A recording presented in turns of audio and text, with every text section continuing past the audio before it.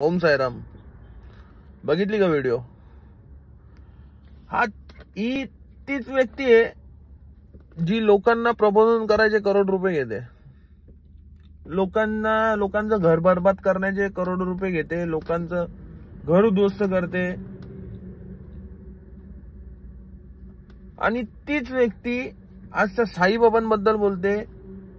साईबाबा हिंदू आहेत का मुस्लिम? साईबाबांना तुझ्या सर्टिफिकेटची गरज पण नाही,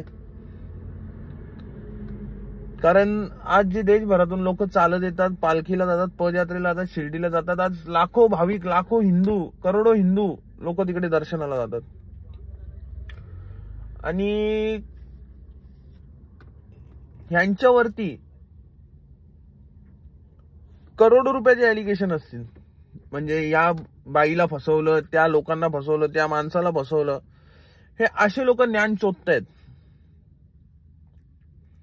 साईबाबा देव होते, देव आहेत आणि ते देवच राहतील. हे झाटू लोक येऊन काय बोलून जातील, त्याच्याने त्यांचं अस्तित्व कधीच संपणार नाही.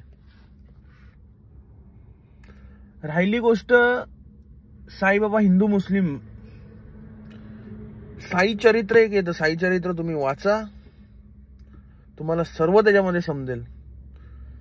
दुसरी गोष्ट, या देशभरात